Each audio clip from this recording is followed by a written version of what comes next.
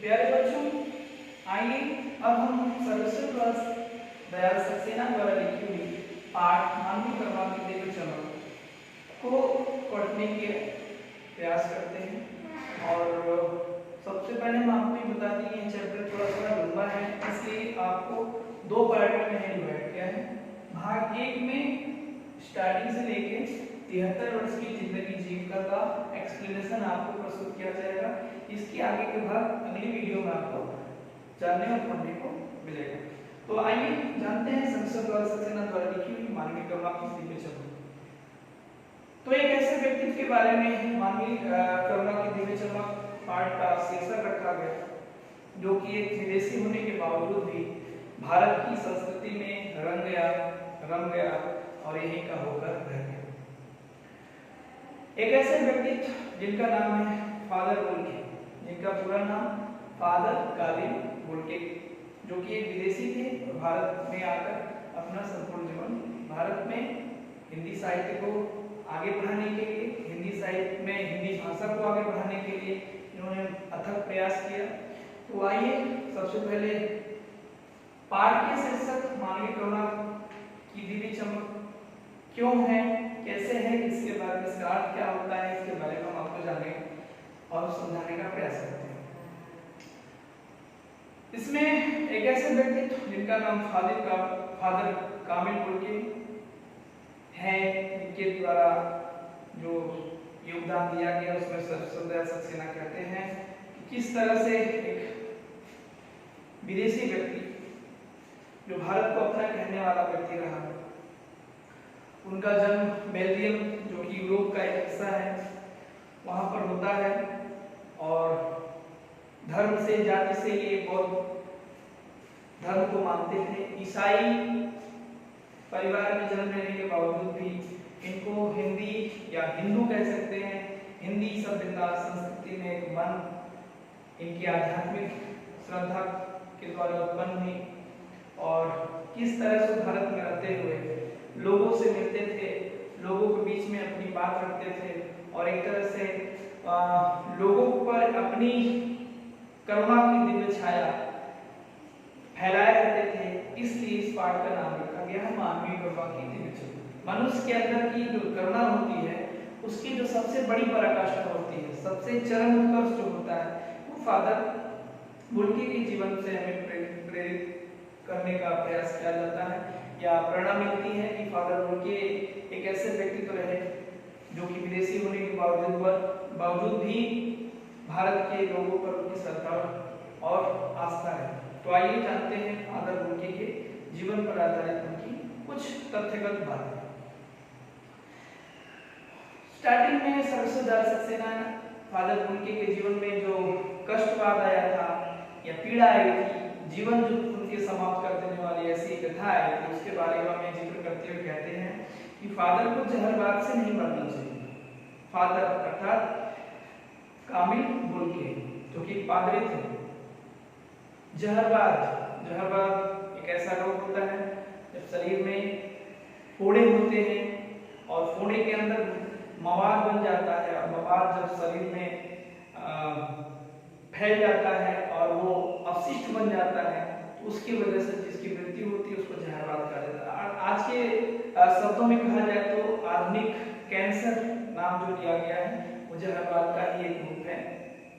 तो फादर वोल्के का मरना भी वो भी किस रोग से, जहरबाद से, ये कहीं ना कहीं पीड़ा देने वाली बात है। सर्वश्रेष्ठ सक्सेना अपनी प्रथम पंक्ति में ही उनकी मृत्यु का जो कारण रहा जहरबाद, कैंसर, उसका जिक्र करते हैं। कहते हैं फादर को जहरबाद से नहीं मरना चाहिए था, जिसकी रगों में, रगों अर्थात खून में दूसरों के लिए मिठास अर्थात अन्य लोगों से जो भी उनके संपर्क में आते थे, ऐसे लोगों के साथ उनकी जो मधुरता थी, उनकी भाषा में, उनके व्यवहार में जो मधुरता थी, ऐसे व्यक्ति को या उनकी इस मिठास से भरे हुए अमृत के अतिरिक्त और कुछ नहीं निकलता था। अर्थात वह व्यक्ति किसी व्यक्ति से मिलते थे तो उनकी भाषा में मधुरता थी, अमृत था, जिससे लोगों को एक रसास्वादन प्राप्त होती थी और लोग उनसे प्रेरित होते थे। ऐसे व्यक्ति का जहरबाद से मरना कहीं न कहीं इस संसार में उन लोगों को जो कि अपनी संपूर्ण जीवन किसी न किसी के लिए समर्पित कर दिए हैं, कहीं ना कहीं पीड़ादायक होती है। सर्वसदय सक्सेना के कहते हैं ऐसे व्यक्तियों के लिए इस जहर से उनकी मृत्यु का होना एक कहाँ का विधान है, ये किस प्रकार का ईश्वर का नियम है। इस प्रकार के व्यक्ति की मृत्यु एक छोटे से फोड़े की वजह से, जो कि कैंसर का रूप ले लेता है, ऐसे रूप में जाना, संसार से जाना कहीं न कहीं दुखद बात है। यह सवाल किस ईश्वर से पूछे? प्रभु की आस्था है जिसका अस्तित्व था, वह देह की यातना यानी कष्ट की परीक्षा उम्र की आखिरी देहरी पर क्यों दे? एक लंबी पादरी के सफेद चोगे से ढकी आकृति सामने है, भूरा रंग, सफेद छाई मारती हुई भूरी दाढ़ी, नीली आंखें, बाहें खोले गले लगाने को आतुर रहने वाले ऐसे व्यक्ति के बारे में इतनी ममता, इतना अपनत्व इस साधु में अपने हर एक प्रियजन के लिए उमड़ता रहता था।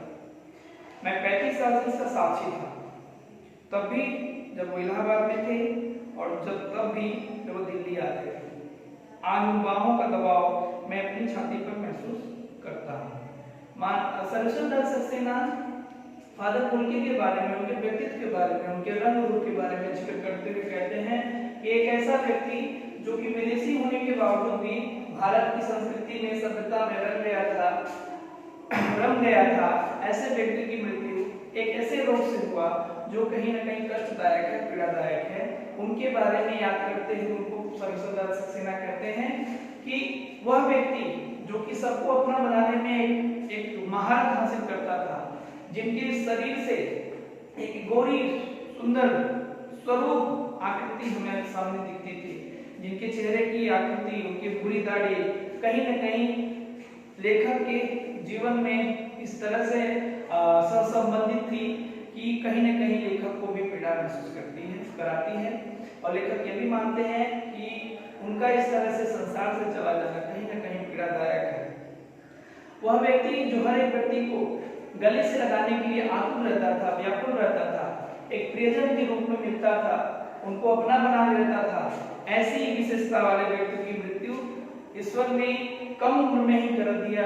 ये कहीं न कहीं इस संसार से उन विभूतियों की हानि है जो एक दूसरे के जीवन के लिए अपना सर्वस्व न्यौछावर करने वाले व्यक्ति होते हैं। लेखक कहते हैं कि आज उनका इस संसार से चला जाना, उनकी बाहों का वो दबाव, जो बाहें हमेशा गले लगाने के लिए आतुर रहती थी, अपना बनाने के लिए आतुर रहती थी, इस तरह से संसार से चले जाना कहीं न कहीं मुझे अंदर से पीड़ित करता है, जिसकी पीड़ा मैं आज भी महसूस करता हूँ। आगे की लाइन में कहते हैं कि फादर को याद करना एक उदास शांत संगीत को सुनने जैसा है, अर्थात जिस प्रकार से शोक या यातना या पीड़ा से पीड़ित व्यक्ति एकांत में रहते हुए अपने उस मधुर संगीतों को सुनने का प्रयास करता है, जो उसकी पीड़ा को कम करने का काम करता है। फादर पुलके भी लेखक के लिए उसी संगीत के समान थे, जो अशांति में उनको शांति देने का कार्य करते थे, उनकी यादें। लेखक कहते हैं कि उनको देखना अर्थात फादर कामिल पुलके को देखना मानो जैसे लगता था कि करुणा के निर्मल जल में स्नान करने जैसा था।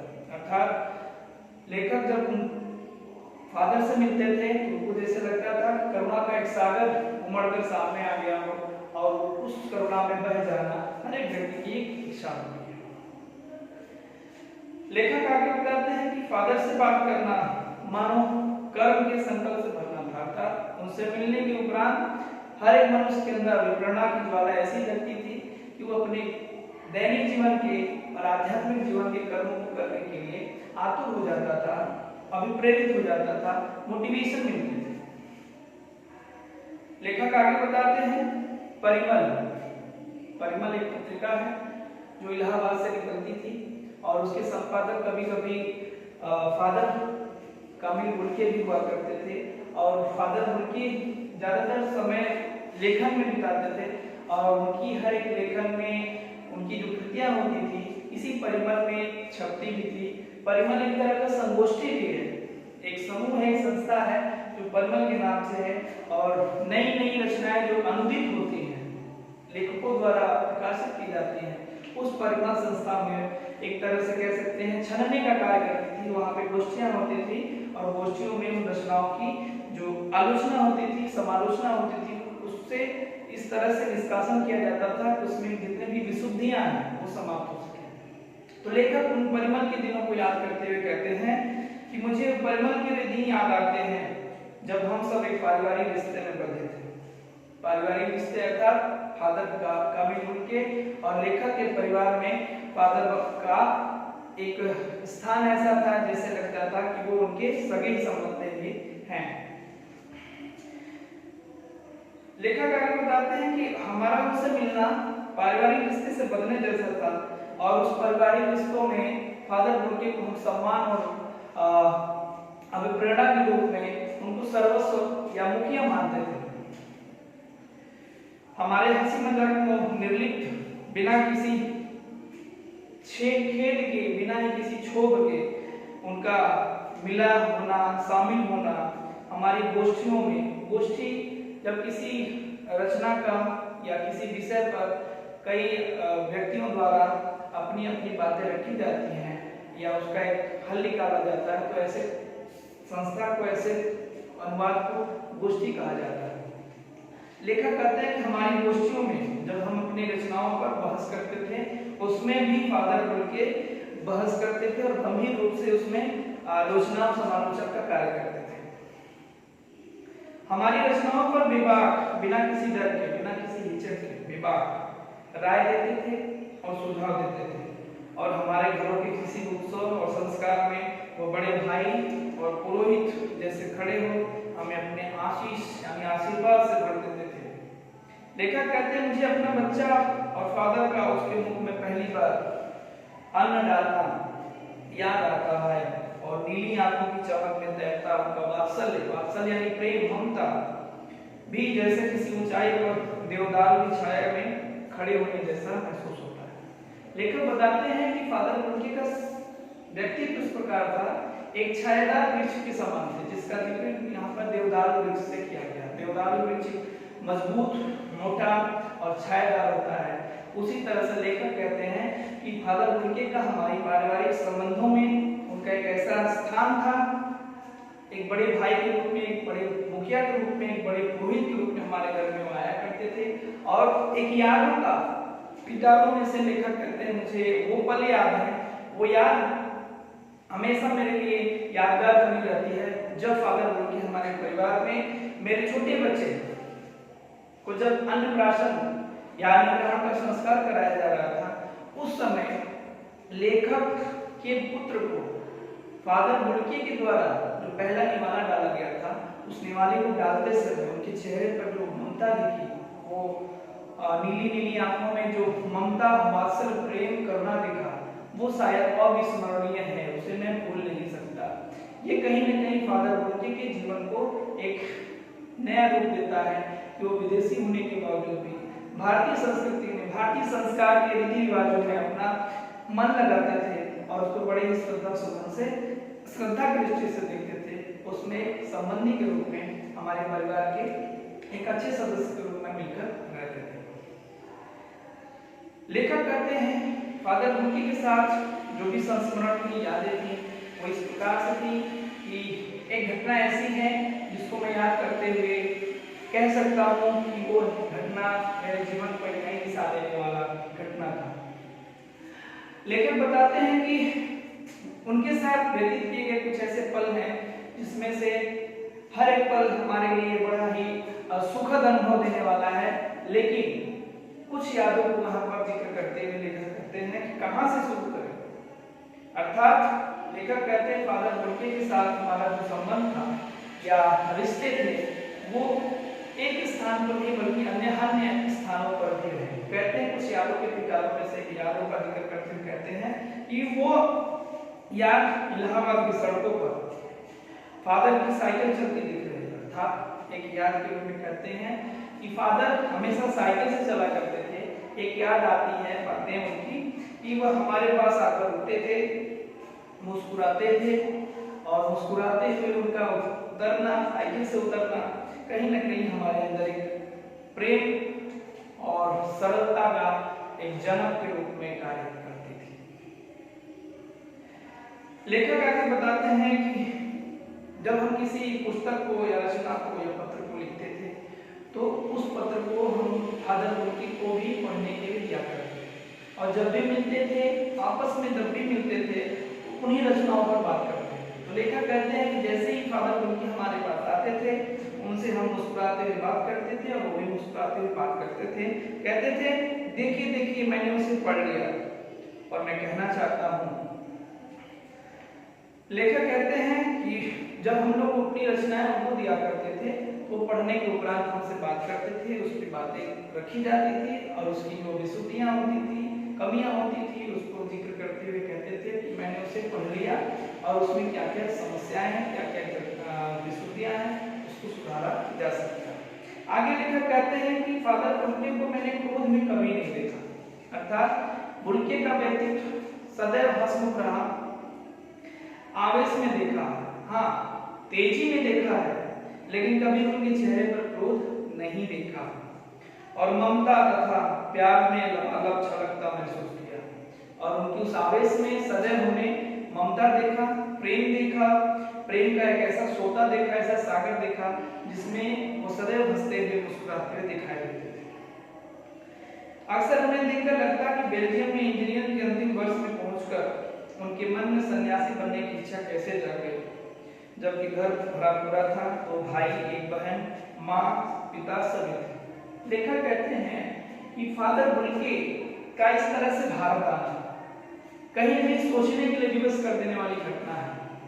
फादर बुल्के चूंकि एजुकेटेड पर्सन थे, शिक्षित व्यक्ति थे और इंजीनियर की पढ़ाई करते थे, किंतु इंजीनियर की करते हुए अंतिम वर्ष में भारत की संस्कृति और सभ्यता के प्रति उनका इस तरह से लालायित होना, एक तरह से कहना पसंद करना उनके मन में कैसे आया, जबकि उनके परिवार में उनका परिवार भरा था। उनके परिवार में जो सदस्य थे उसमें से 2 भाई थे, एक बहन थी, माँ और पिता, सभी उनका परिवार भरा परिवार था। फिर भी उनका इस तरह से भारत आ जाना और सन्यासी बन जाना कहीं न कहीं सोचने के लिए विवश करता है।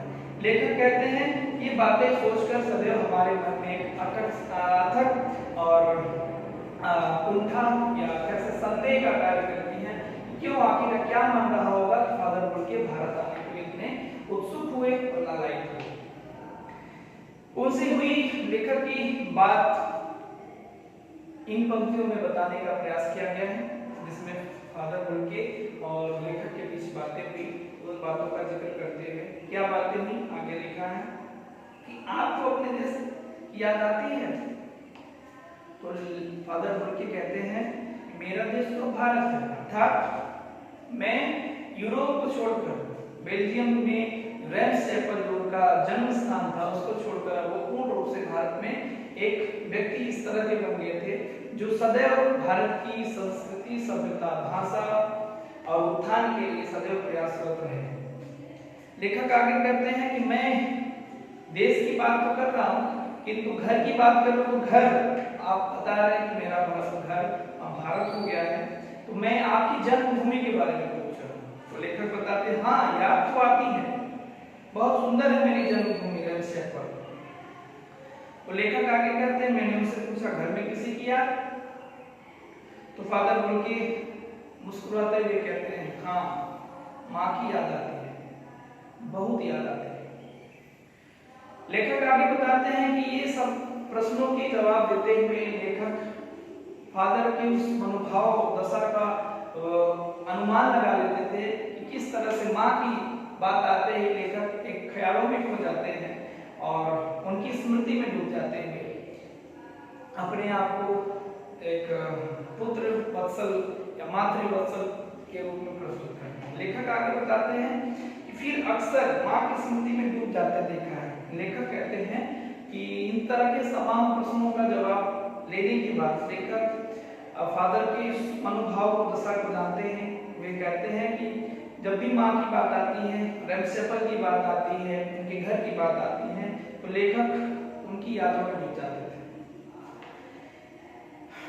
लेखक आगे बताते हैं उनकी माँ की चिट्ठियां अक्सर उनके पास आती थी, अपने अभिन्न मित्र अर्थात जो किसी प्रकार से भिन्न न था, जो बड़ा ही सहचर होता है, साथ में होता है, हमेशा सुख दुख में साथ देने वाला व्यक्ति होता है, उसको अभिन्न मित्र कहा जाता है।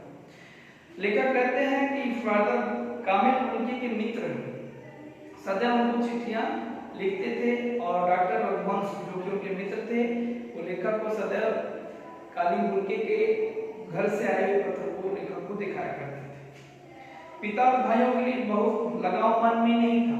लेखक बताते हैं कि कामिल पुलके का जो मन था, प्रेम था, वो पिता और पुत्र में ज्यादा नहीं था, अर्थात उनसे थोड़ा सा उनका मिसअंडरस्टैंडिंग थी या कह सकते उतना लगाव नहीं था जितना मां से उनकी बहन का था। लेखक आगे बताते हुए कहते हैं कि फादर कामिल पुलके के पिता एक व्यवसायी थे, बिजनेसमैन थे। एक भाई जो था वो वहीं पर पादरी अर्थात चर्च का जो मुखिया होता है, पुरोहित होता है, उसको पादरी कहा जाता है। तो उनका भाई वहीं पर बेल्जियम में ही, एल्सेपर में ही गिरजाघर में फादर बन गया। एक भाई काम करता है, उसका परिवार है। बहन सख्त और जिद्दी थी, बहुत देर से उसने शादी की। फादर को एक आध बार उसकी शादी की चिंता व्यक्त करते उन दिनों देखा था।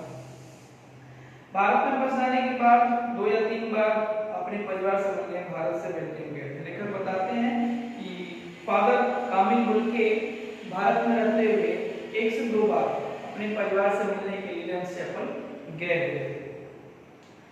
आगे प्रश्नों का एक बार प्रस्तुत करते हुए लेखक उन यादों को बताते हैं कि जब मैंने लेखक कहते हैं कि जब मैंने फादर पुलके से पूछा तो उन्होंने जवाब दिया कि लेकिन मैं तो यहाँ सन्यासी हूँ, मैं भारत में रहते सन्यासी बन चुका हूँ। तो लेखक कहते हैं मैंने उनसे पूछा कि आप सब छोड़कर क्यों चले आए? तो फादर पुलके का जवाब क्या था? प्रभु की इच्छा थी। इस पंक्ति से तात्पर्य निकलता है कि फादर पुलके अपनी आस्था ईश्वर में रखते थे, इसलिए उन्होंने ये स्टेटमेंट दिया कि प्रभु की इच्छा थी, अर्थात मेरा कर्म सिर्फ था और इच्छा हमारी ईश्वर की थी कि मैं बेल्जियम छोड़कर आज भारत में सन्यासी के रूप में विद्यमान हूं। लेखक आगे बताते हैं कि ये बात कहते हुए उनके चेहरे पर एक बालकों जैसी मुस्कुराहट, सरलता और निश्चलता का उद्बोध प्राप्त होता है, ज्ञान प्राप्त होता है। लेखक कहते हैं कि बचपन में जो घटना उनके साथ घटी थी उसका जिक्र करते हुए फादर पुलके कहते हैं कि मां ने बचपन में घोषित कर दिया था कि लड़का हाथ से गया था।